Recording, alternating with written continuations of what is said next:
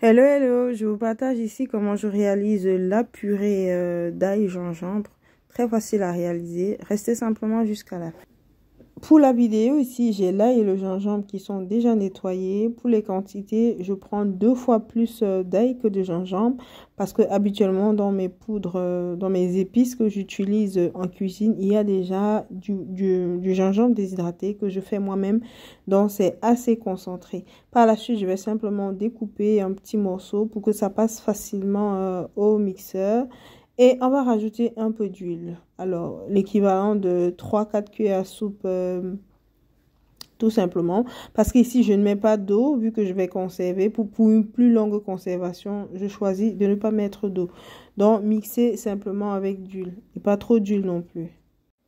Et si le blender que vous utilisez a absolument besoin d'eau, rajoutez un tout petit peu d'eau, mais là, vous ne pourriez pas conserver longtemps au frigo. Donc, faites des petites portions que vous pourriez simplement congeler. Donc, après la mixture, voilà ce qu'on obtient. Une fois que votre purée est prête, vous pouvez directement renverser dans le contenant dans lequel vous allez le conserver.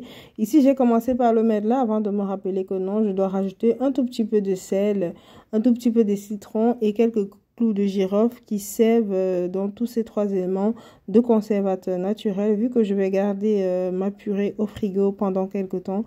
L'idéal, c'est de renverser dans un récipient où vous pourrez rajouter tout cela avant de remettre dans le contenant. Mais si par exemple vous allez congeler, parce que vous pouvez faire des petites portions à congeler, là vous n'avez pas besoin de rajouter du sel, du citron et du clou de girofle.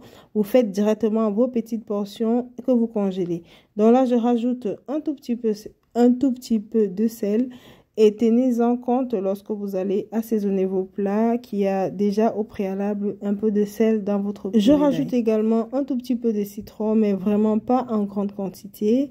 Et je vais également bien mélanger. Et pour finir, 2-3 clous de girofle, vous n'avez pas besoin d'une tonne, vraiment une toute petite quantité. Et je le précise ici, c'est parce qu'on va le conserver au frigo. C'est pour le garder le plus longtemps possible. C'est vrai, en mettant tous ces conservateurs naturels, il faut également faire attention lorsque vous utilisez votre pâte. Donc, par exemple, utilisez une cuillère bien propre pour ramasser la purée et toujours bien recouvrir.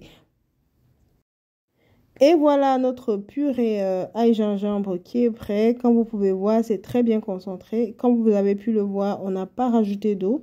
Ça permet aussi de prolonger la conservation. Évitez aussi par exemple de rajouter les oignons dans votre purée parce que l'oignon regorge de beaucoup d'eau. Et s'il y a beaucoup d'eau, bien évidemment, ça se décompose beaucoup plus vite. Et voilà, on remet tout simplement dans un récipient dans lequel on va le conserver.